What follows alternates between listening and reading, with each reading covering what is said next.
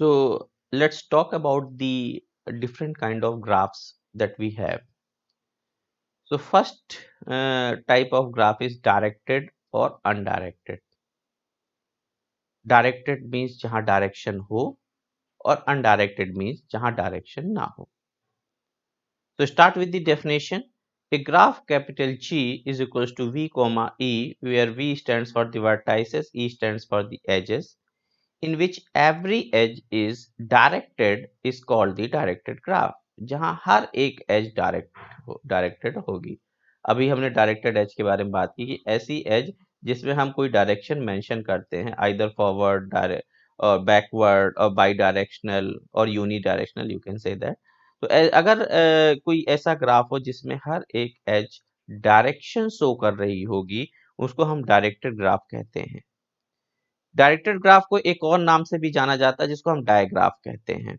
Most of the time technical language में या technical literatures में you will find out, even though sometimes in any competitive exam, so if you are facing any MCQ question, so there they use this keyword digraph. So digraph, you have to understand, we are talking about the actual में directed graph. A graph G V comma in which every edge is undirected is called the undirected graph. तो ये तो हम समझ गए कि ऐसा graph जिसमें हर एक एज में डायरेक्शन है तो उसको हम डायरेक्टेड ग्राफ, और जिसमें कोई डायरेक्शन यानी स्ट्रेट फॉरवर्ड लिंक है इसको हम अनडायरेक्टेड ग्राफ कहते हैं. और अनडायरेक्टेड ग्राफ की जो ये एज होती है ये बाई डायरेक्शनल, यानी कि either you can move forward और you can come backward also. Got it? But here it's depend on the direction. So if this direction in this way, it means you are going towards that particular element which is here. Okay, and if we are representing like direction is something like that here, so you are moving towards in this way. Okay, so it's depend on. Let's have the example to more make it more clear which kind of graph we say it's a directed. So here you can see we have three nodes or three vertices. One is 0, 1 and 2. Here you can see that here in this graph we have total number of vertices 0, 1 and 2, three vertices we have. And how many number of edges we have? So here one edge is in between 0 to 1 because this direction is here. Another edge is 1 to 0. Okay, and next edge is between 1 to 2. So total three edge we have 0 to 1, 1 to 0, 1 to 2. Why we have used this angular bracket? Because see, it is a directed edge, so that's why we have to represent by this notation. Got it? Now let's talk about undirected graph. This structure is looks like somehow tree. You can say that कि भाई ये तो tree है, ये तो graph नहीं है. So I will tell you that without cycle, a graph without cycle, अभी मैं उस पे बात करूंगा काफी एग्जाम्पल लेकर ब्रीफ में, कि a graph without cycle is known as the tree. So बस इसमें इतना ही है कि यहाँ कोई designated node नहीं है. आप ये कह दो कि नहीं इस ग्राफ का जो स्टार्टिंग पॉइंट है वो 1 है, नहीं ऐसा नहीं है. You can start from anywhere. It's a simple graph. So here in this graph we have total number of vertices 1, 2, 3, 4, 5, 6, 7, something like that. This much of vertices we have. And edges, how can we represent? So like if I'll write 1 to 2, also I can write the 2 to 1. जैसा यहाँ पे जब direction mention की होती है तो आप अगर ये वाली रो एरो नहीं होती तो ये 0 से 1 तो था लेकिन 1 से 0 नहीं था. Got it? But here as we are not mentioning the any direction, so that's why either you can go from 1 to 2 or you can come back from 2 to 1 also. There is no restriction. It's a bidirectional. So edges are here many more other edges can be there, like 1 to 2 I have written, so 2 to 1 I can write. But for the example here I am going to tell you 1 to 2, 1 to 4, then 4 to 5, 4 to 3, and 5 to 6, 5 to 7. These are the edges of this given graph. Let's have the another kind of graph. We can say that it's a complete graph. So इस complete graph की इस definition को थोड़ा सा अच्छे से देखें, क्योंकि जब multiple choice questions में यहाँ से एक question at least आ जाता है.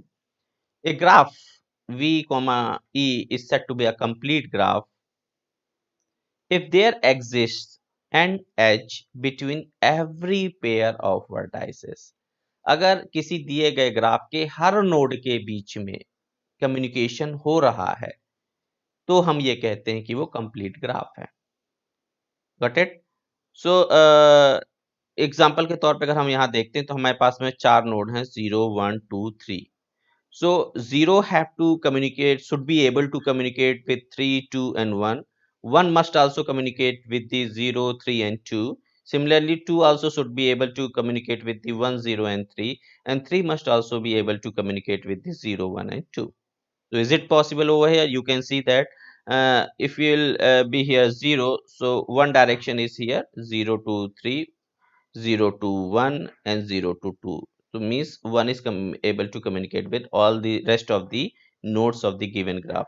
If I'll talk about this one, so चूंकि यहाँ कोई डायरेक्शन नहीं है तो आप मूव फॉरवर्ड भी जा सकते हो, मूव बैकवर्ड भी जा सकते हो, तो 1 to 0. Then similarly here 1 to 3 you can go, 1 to 2 you can also go. If we'll talk about the 2, so similarly you can come back from 2 to 1 also, you can go back to 2 to 0 also, you can go towards 2 to 3 also. If we'll talk about this 3, so you can go towards back to 0, you can go also towards back to 1, you can go also towards back to 2. Okay, so this is the important thing, a complete graph in which all each edge between every pair of vertices should be there, or you can say that in another way, all the vertices should be or must be able to communicate with each other. When they will be able to communicate with the direct link, I'm talking about the with the direct link, all the vertices must be able to communicate with each other with the direct link. If suppose that you are creating a group, एक WhatsApp chat group बनाते हो, तो WhatsApp chat group में क्या होता है, हर एक व्यक्ति जो उस ग्रुप से जुड़ा होता है वो आपस में एक दूसरे को जानता है और एक दूसरे से कम्युनिकेट कर सकता है। तो उस प्रकार के ग्राफ को हम कंप्लीट ग्राफ कहते हैं। If complete graph have n vertices, अब यहाँ पे थोड़ा सा समझने वाली बात है कि अगर किसी कंप्लीट ग्राफ में n वर्टाइसेस हैं तो there will be n into n-1 divide by 2 edges. ये खास ध्यान दीजिएगा कि अगर किसी कंप्लीट ग्राफ में n वर्टाइसेस हैं तो उसकी जो टोटल नंबर ऑफ एजेस होंगी वो होंगी n into n-1 divide by 2। Got it? अब n की वैल्यू अगर इस वाले ग्राफ की बात करूं तो कितना है, 4 है। तो क्या हो जाएगा, यहाँ पे n की जगह पे रख देंगे 4, 4 into 4-1 and whole divide by 2. So that's why if I'll solve it, so 4 into 3 whole divide by 2, and this is nothing but the 12 whole divide by 2, and that's why we can get 6. Got it? So how many number of edges should be here? Total 6 edges should be here. So you can see one edge is between 0 to 1, then 0 to 2, then 0 to 3. Similarly, you will have one, मतलब total हम count कर लें 1, 2, 3, 4, 5, 6, total 6 edge भी है। Okay? तो ये एक ध्यान देने वाली बात है कि जब हमारे पास में कोई कंप्लीट ग्राफ हो तो वहां जो टोटल नंबर ऑफ एजेस होंगी वो n into n-1 divide by 2 होंगी। अब बात आती है कि अगर हमारे पास में कंप्लीट ग्राफ ना हो तो ये क्या हो जाएगा, जो टोटल नंबर ऑफ एजेस की अगर हम बात करें उसको हम m से रिप्रेजेंट करते हैं। अगर हम एजेस को m से रिप्रेजेंट करें तो टोटल नंबर ऑफ एजेस क्या हो जाएंगी, n into n-1 whole divide by 2, इससे कम हो जाएंगी। अब ये क्लियर है? तो ये अब क्वेश्चन आपको यहाँ पूछ लें कि भाई कोई ग्राफ कंप्लीट ग्राफ नहीं है, अब उसमें टोटल नंबर ऑफ एजेस कितनी होंगी, less than, greater than, equals to, none of the above, so you have to select this one. अगर कोई ग्राफ कंप्लीट ग्राफ नहीं है तो उसकी जो टोटल नंबर ऑफ एजेस होंगी that should be less than n into n-1 divided by 2, and if it is complete graph so that would be equal to n into n-1 divide by 2। Got it? So question इस तरीके से tricky create होते हैं। Let's understand the next loop. A loop is an edge which starts and ends on the same vertex। किसी edge का loop होता है जो सेम वर्टेक्स से स्टार्ट भी होता है और सेम पे खत्म भी होता है। ए loop is represented by the ordered pair. अब देखो ऑर्डर्ड पेयर में हमेशा हम क्या रखते हैं, सोर्स एंड डेस्टिनेशन, चूंकि जो लूप है वो उसका सोर्स भी वही है, डेस्टिनेशन भी वही है। तो if I say that I is a particular vertex, so that's why source भी वही होगा और डेस्टिनेशन भी वही होगा। तो इसको रिप्रेजेंट करने का तरीका ये है लूप का। A loop is also called the self edge, self edge भी कहते हैं और सेल्फ लूप भी कहते हैं, दो अलग अलग नाम से भी इनको कहा बुलाया जाता है। तो इन केस अगर कहीं पे आपको ये लिटरेचर में मिलता है कि सेल्फ एज की बात हो रही है, सेल्फ लूप की बात हो रही है, तो you should not be able to confuse कि लूप अलग है, सेल्फ एज अलग है और सेल्फ लूप अलग है। Here in this graph you can see that like what happen कि हम जीरो पे ये सेल्फ लूप लगा हुआ है, ये जो है वो सेल्फ लूप है। इसी प्रकार से 3 में भी सेल्फ लूप लगा हुआ है। ये तो बात होती है किसकी कि जब हम उसकी बात करते हैं, अनडायरेक्टेड ग्राफ की बात करते हैं। अब आप कहोगे सर कि यहाँ पे 0 से 1, 1 से 0 भी जा सकते हैं, तो ये भी एक लूप है क्या? नहीं, ये ऐसा लूप नहीं है, गॉट इट? क्योंकि यहाँ से हमारे पास में रास्ते ओपन है, लेकिन यहाँ से हम केवल और केवल अगर हम चलेंगे इस रास्ते से तो 0 पे ही पहुंच सकते हैं। लेकिन यहाँ पे हमारे पास में ऐसा इस कंडीशन को लूपिंग नहीं कहते। अभी यही अगर हमारा ये डायरेक्टेड होता, जैसे कि अगर हम यहाँ की बात करें, 0 से 1 पे आते हैं, 1 से 2 पे आते हैं, 2 से 0 पे वापस आ जाते हैं, तो ये हमारा एक लूप का कंडीशन कहलाएगी, गॉट इट? तो इसको आप कह सकते हो। इसके अलावा अगर ये डायरेक्टेड ग्राफ होता तो हम 0 से 1 पे जा रहे होते और एक एज और होती जो 1 से 0 पे जा रहे हैं और एक एज और होती जो हमको 0 से 1 पे लेकर आती, तो फिर ये लूप की कंडीशन कहलाती, गॉट इट? तो लूप आप होप समझ गए कि अगर हमारे पास में दो वर्टाइसेस हों और उन दोनों वर्टाइसेस में हम किसी एक से चालू करें और दोबारा वापस उसी पे वापस आ जाएं, तो उसको हम लूप कहते हैं, सेल्फ लूप कहते हैं। ये सेल्फ लूप तो हम उसको कहते हैं जहां पे वो खुद से खुद पे के लिए कनेक्टिविटी होती है, उसको हम सेल्फ लूप कहते हैं। ये सेल्फ एज भी कहते हैं, ठीक है। Next, path. अच्छा, पाथ के पहले एक वॉक की बात कर लेता हूँ। वॉक भी एक तरीके का प्रॉपर्टी है, we can say that of graph. Walk means what? अगर हम किसी दिए गए ग्राफ के हर एक नोड को विजिट करते हैं, ट्रैवर्सिंग करते हैं, तो उसको हम एक वॉक कहते हैं। अगर हम किसी दिए गए ग्राफ के ऑल द वर्टाइसेस को विजिट करें या ट्रैवर्स करें, तो हम वो वॉक कहेंगे। अब आती है बात पाथ की। A path from vertex u to v, path is specifically in between one source and one destination. Walk is there is no condition like any source is there, any destination is there, simply we are moving towards। Simple, सुबह हम walk पे निकलते हैं और कहीं पे भी टहलते हुए जाते हैं, बस हमारा एम होता है कि लगभग 1 आवर हमें वॉक करनी है। There is no any kind of source and destination of things. लेकिन जब हम ऑफिस के लिए निकलते हैं तो हमारा सोर्स भी तय है कि हम घर से निकलते हैं और डेस्टिनेशन हमारा है हमारा ऑफिस। तो we are talking about the path. Path from vertex u to v in an undirected graph is sequence of adjacent vertices। अब हम अपने घर से ऑफिस तक पहुंचने के लिए हमने किन किन टर्मिनल्स को पास किया, किन किन पॉइंट्स को पास किया, वो हमारा जितने भी वो पॉइंट्स हैं उनको हम वर्टाइसेस अगर रिप्रेजेंट करते हैं, तो उनके कलेक्शन को, उनके सीक्वेंस को, ऑर्डर्ड सीक्वेंस को हम पाथ कहते हैं। So path from the vertex u to v is an undirected graph, is sequence of adjacent vertices, like u is a source and v is a destination. In between u to v, we have gone through with the different vertices like v0, v1, v2, vk, and finally we reached up to our destination. So what is path? So total number of edges like u to v0, v0 to v1, v1 to v2, similarly like vk to v. Okay, and finally we reached into our destination. So like if suppose that we have the one path 1, 2, 3, 4 means finally so 1 is source and 4 is a destination, and from source to destination I have passed out through second number of vertex and third number of vertex. Okay, so here 1, 2, 2, 2 to 3, 3 to 4. So it can be written as like 1 to 2 first we reached, then 2 to 3 we reached, then 3 to 4 we reached. So total, how many number of edges are here? 3 edges we crossed to reach from source to destination. One important thing is simple path.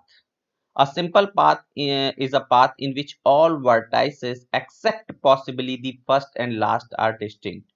तो simple path किसको कहेंगे? जिसमें हमारा source और destination को अगर हम छोड़ दिया जाए, कई बारी क्या होगा कि जैसे हम ऑफिस से घर भी लौट रहे हैं तो सोर्स और डेस्टिनेशन भी हमारा सेम हो जाता है, कई बारी ऐसी पॉसिबल है।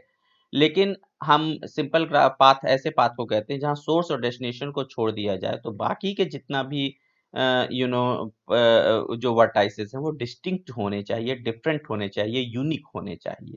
इस प्रकार के पाथ को हम सिंपल पाथ कहते हैं। जैसा कि हम इस ग्राफ में अगर देखते हैं तो हमारे पास में जो एक सिंपल पाथ है 0 1 2 3, so here 0 to 1 1 to 2 2 to 3 we can go and even we can come back from 3 to 0 also. So there is no problem, means once again if I'll write 0 over here, अगर हमारी path ये है तो भी कोई दिक्कत नहीं, क्योंकि सोर्स और डेस्टिनेशन जैसा मैंने कहा कि सोर्स और डेस्टिनेशन को नहीं देखा जाता, तो यहाँ पे तो अभी सोर्स और डेस्टिनेशन, लेकिन बाकी के जो बीच के हमारे वर्टाइसेस होना चाहिए वो डिस्टिंक्ट होने चाहिए। उसी प्रकार से अगर हम यहाँ देखें तो 0 से 3, देन 3 से 1, देन 1 से 2 we can move out. Here source and destination को हम नहीं ध्यान देते हैं, they can be common, but in between of these जितने भी नोड हैं डिस्टिंक्ट होने चाहिए। वही अगर हम बात करें यहाँ पे अगर किसी पाथ की 0 से हम 3 पे एंड 3 से 1 पे, ओके, अगर जैसे हम देखते हैं कि 0 से 3 पे गए, 3 से 1 पे गए, 1 से 2 पे हम मूव आउट हुए, 2 से 3 पे मूव आउट हुए, and then let's suppose that यहाँ पे एक और हमारे पास में होता, ओके, मैं ऐसा यहाँ बना लेता हूँ कि 0 2 2 1 समथिंग लाइक दैट। तो सोर्स और डेस्टिनेशन को छोड़ दिया जाए, लेकिन यहाँ पे 2 टाइम्स आया है, तो ऐसी परिस्थिति में क्या होगा आपका कि यहाँ पे 2 टाइम्स अगर कोई इन बिटवीन नोड हमारे आ गए हैं तो ये हमारा सिंपल पाथ नहीं होगा। तो आई होप यू अंडरस्टूड कि सोर्स और डेस्टिनेशन नोड को छोड़ दिया जाए तो बाकी के जो नोड हैं वो डिस्टिंक्ट होने चाहिए, यूनिक होने चाहिए किसी भी पाथ में। Now come to the length of the path. The length of the path is the number of edges. वही जैसा हम बात करें कि जो लेंथ होती है एज की, sorry, how many number of edges we have in between source and destination, उसी को हम उसकी लेंथ कहते हैं। तो जैसा कि हम यहाँ देखते हैं कि हमारा सिंपल पाथ क्या था, 0 1 2 3, 0 to 1, 1 to 2, 2 to 3। So what was the length of the path? So total here 1 to 0 to 1, then 1 to 2, then 2 to 3. So length of the path was 3. Similarly, when we gone through the 0 to 3, 3 to 1, 1 to 2, so the how many number of edges we have? 0 to 2, 0 to 3, 3 to 1, and 1 to 2. So total 3 edges we have. So the length of the path is 3 also. Here you have seen the representation. This is the undirected, this is the directed. So representation is little different. Please follow the same rule while representation. Let's talk about the cycle, another kind of property. Cycle is a path in which the first and last vertex are same. तो cycle एक path है। अभी हमने जिस path की बात की, simple path की बात की, उसमें हम सोर्स और डेस्टिनेशन हमारे अलग थे। लेकिन जब हम साइकिल कहते हैं तो साइकिल भी हमारा एक तरीके का पाथ ही है, तो ये तो हम क्लियर हो गया। दूसरी चीज, इसमें सोर्स और डेस्टिनेशन कॉमन होता है। दो टाइप की साइकिल होती है, एक रहता है साइक्लिक ग्राफ और दूसरा है एसाइक्लिक ग्राफ। ऐसा ग्राफ जिसमें साइकिल हो उसको हम साइक्लिक ग्राफ कहते हैं और जिसमें साइकिल ना हो उसको हम एसाइक्लिक ग्राफ कहते हैं। तो इंपॉर्टेंट थिंग है जानने के लिए यहाँ पे एक और कि a tree is a acyclic graph. तो मैंने आपको दो डिफरेंस बताए ट्री और ग्राफ में, कि पहला डिफरेंस तो जो हमने पहले डिस्कस किया कि ट्री में एक डेजिग्नेटेड नोड होता है, रूट नोड। यहाँ पे ग्राफ में कोई डेजिग्नेटेड नोड नहीं होता है। दूसरी चीज, ग्राफ में साइकिल हो सकती है, जबकि ट्री विदाउट साइकिल जो ग्राफ है उसको हम ट्री कहते हैं। तो ए साइक्लिक ग्राफ ऐसा ग्राफ जिसमें कोई साइकिल नहीं होती है और साइक्लिक ग्राफ जिसमें साइकिल होती है। And let's come back to the cycle to find out the cycle. If suppose that 0 to 3, 3 to 1, 1 to 2, 0 to 3, 3 to 1, 1 to 2, and once again we can go back to 3. So this is a kind of cycle, you can say that कि यहाँ पे cycle create हुई। या फिर अगर हम बात करें कि ये 0 to 1 आए, then you know 0 to 2 गए, 0 to 3 गए, 3 to 1 आए, ये एक साइकिल क्रिएट हो गई। Then here if we'll see 0 to 3, then 3 to 1, and 1 to 2, and similarly this is another cycle. So overall the thing is that कि अगर हमारे पास में हम किसी सोर्स पॉइंट से चले और विजिट करते हुए वापस उसी पॉइंट पर अगर हम पहुंच जाते हैं तो इस प्रकार का जो स्ट्रक्चर है उसको हम साइकिल कहते हैं।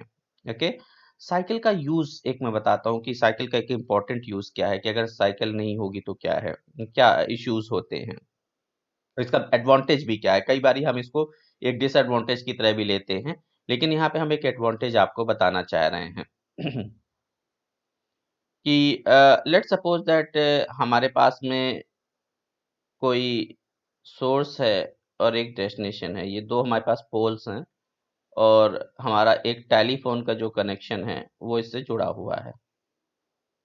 अब अगर एक टेलीफोन का कनेक्शन हमारा इससे जुड़ा हुआ है और इस वायर को बीच में कट कर दिया जाए, तो चूंकि यहाँ पे कोई साइकिल क्रिएट नहीं है, तो अब हम अगर इस वाले पॉइंट पे अगर कोई दूसरा मोबाइल हमारा कनेक्टेड है तो हम उस व्यक्ति से बात नहीं कर सकते थे, क्योंकि भाई हमारा ये कनेक्शन ब्रेक हो गया है।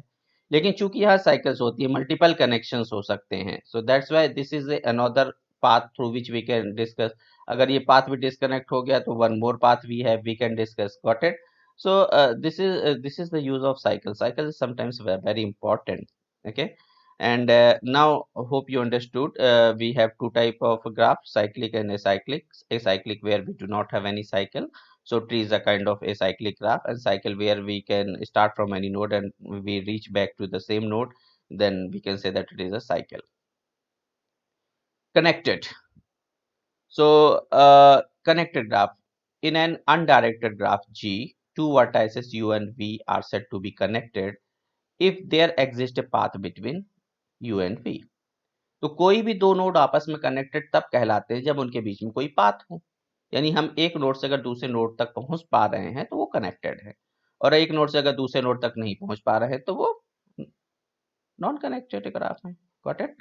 So here connected if there is exist a path from U to V, since G is undirected, there exists a path from V to U also. तो अगर ये undirected है तो एक important चीज है कि अगर U to V अगर कोई path है तो V to U भी होना चाहिए। हाँ, directed में ये थोड़ा सा change हो जाता है क्योंकि उसमें direction पे depend करता है। A graph is said to be the connected if there is at least one path between every pair of vertices in G, otherwise G is disconnected. ठीक है, डिसकनेक्टेड ग्राफ में आप देख हर एक पेयर के बीच में एक पाथ होना चाहिए। तो पहले अगर मैं उठाता हूं, जैसे इस ग्राफ की बात करता हूं, तो 0 to 3 हमारे पास में क्या पाथ है? यस है। 0 to 2 पाथ है क्या? 0 to 3, 3 to 2 यस पाथ है। 0 to 1 पहुंच सकते हैं क्या? 0 to 3, 3 to 1 yes, of course we can reach out. इसी तरीके से किसी भी पर्टिकुलर नोड को देख लो और उसको दूसरे के नोड के साथ में चेक करो कि क्या वहां तक आप उस नोड तक पहुंच सकते हैं, तो वो कनेक्टेड है, अदरवाइज ग्राफ डिसकनेक्टेड है। अगर मैं इसकी बात करूं तो यहाँ पे तो ये पॉसिबल है, लेकिन अगर इसकी बात करूं तो मैं 0 to 3 क्या जा सकते हैं? नो। 0 to 1 जा सकते हैं क्या? नो। 0 to 2 जा सकते हैं क्या? No. Means there is no path exist between 0 to rest of the other nodes. So this kind of graph we can say that this is a disconnected graph. This is not the connected graph. Weighted. So a graph is said to be weighted if there are some non-negative value. Non-negative value specifically mention कर रहा हूँ कि if there is some non-negative value assigned to each edge of the graph. Weight होते क्या हैं? Actual में क्या है, जैसा मैंने कहा कि एक सोर्स होता है, एक डेस्टिनेशन। तो सोर्स से डेस्टिनेशन तक पहुंचने के लिए आपने कितना टाइम इन्वेस्ट किया, कितनी कॉस्ट इन्वेस्ट की, या फिर देखा जाए तो यही दो कीवर्ड्स इसके लिए यूज किए जाते हैं। So that's why the weights are nothing but the cost, you can say that कि from one node to another node अगर आपको जाना है तो कितनी कॉस्ट आप इन्वेस्ट करोगे, वही उसका वेट कहलाता है। Okay, so 0 to 3 cost is 2, 0 to 4 1 cost is 4, 2 to 3 cost is 3, something like that. The value is equal to the length between two vertices. Weighted graph is also called a network. कितनी length है, मतलब 0 to 3 जाने पे length 2 है, 0 से 2 जाने पे length छोटी है, तो इस प्रकार से इनको वेटेड ग्राफ कहा जाता है। वेट दिए जाते हैं दो नोड के बीच में। अब कुछ इंपॉर्टेंट डेफिनेशंस ले लेते हैं, शॉर्ट में छोटी छोटी डेफिनेशन है। Outgoing edge, outgoing edge it means किसी नोड से, किसी पर्टिकुलर नोड से आउटसाइड जाने वाली जो एज है उसको हम आउटगोइंग एज कहते हैं। डायरेक्टेड ग्राफ की बात होती है ऐसी जगह पे। इनकमिंग एज में भी डायरेक्टेड ग्राफ की ही बात हो रही होती है। इंसिडेंट एज होती है जो किसी पर्टिकुलर नोड पे, उसको हम इनकमिंग एज कहते हैं। डिग्री, ये एक इंपॉर्टेंट पॉइंट है। Degree, degree is nothing but the cardinality of a node. How many number of arc or links or edges are incidenting or outgoing, यानी total number of outgoing edges और incoming edges मिला के बताती हैं कि degree क्या है उस पर्टिकुलर नोड की। जैसे कि अगर हम इस 2 को देखें तो यहाँ पे हमारे पास में 3 एज आ रही हैं। अगर ये अनडायरेक्टेड है तो 3 आ भी रही हैं, तो 3 इससे जा भी रही हैं। 3 इनकमिंग है तो 3 आउटगोइंग भी हैं। तो the degree of this particular node is 3। अब जब अगर ये डायरेक्टेड ग्राफ हो तो डिग्री हमारी 2 में और डिवाइड हो जाती है, इन डिग्री और out degree. In degree is that कि how many number of incoming edges, and out degree is nothing but how many number of outgoing edges. So here you can see incoming edges are 3, so that's why in degree is 3 of this particular node. And here in this another graph you can see that the outgoing edges are 3, that's why the degree of this node is also 3 over here. So hope you understood the concept of degree. Adjacent node, just बगल वाला जो node हो, adjacent node. When there is an edge from one node to another, then these nodes are called adjacent node. अगर किन्हीं दो node के बीच में direct connection है तो वो दो नोड आपस में एक दूसरे के एडजेसेंट नोड कहलाएंगे। तो जैसा कि यहाँ 0 से 1 के बीच में एक डायरेक्ट एज है, तो that's why we can set both 0 and 1 are adjacent to each other. Incidence, in an undirected graph, the edge between V1 and V2 is incident on V1 on node V1 and V2. तो ये जो as है वो incident हो रही है, अगर ये अनडायरेक्टेड है तो 1 पे भी और 0 पे। अगर वही डायरेक्टेड होती तो इंसिडेंट किस पे हो रही है, 2 पे हो रही है। Got it?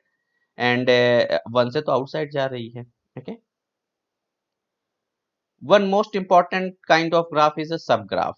सब ग्राफ क्या है, किसी दिए गए ग्राफ के जो पार्ट्स हैं जिसमें you know same number of edge और same number subset, we can say that कि अगर मैं इस ग्राफ का के एलिमेंट्स का सेट बनाऊं तो उसका जो सबसेट है, ऑल पॉसिबल सबसेट, वो उसके सब ग्राफ कहलाएंगे। A graph S is said to be the subgraph of a graph G if all the vertices and all the edges of S are in G। यानी ऐसा कोई भी जो ये जो बाकी के पार्ट्स आप देख रहे हैं, अगर इसमें से कोई भी एक ऐसा नोड या कोई भी एक ऐसी एज जो इस मेन ग्राफ में है तो ये सब ग्राफ इसका कहलाएगा।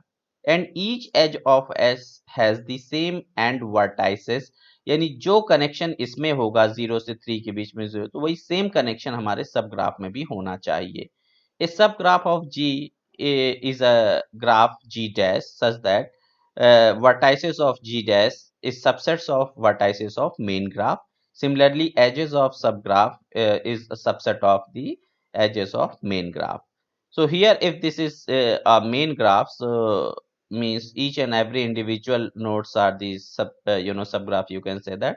So for example, first one is this one. This is a subgraph because 0 is a part of the main graph. So this is one of the subset.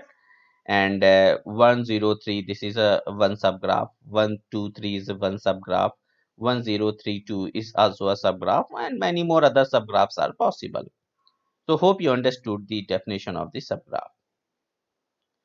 So it's all about from my side related to graph. So we have gone through the basic properties and the basic type of graph. So in next lecture, we'll go through the few advanced concept of graph.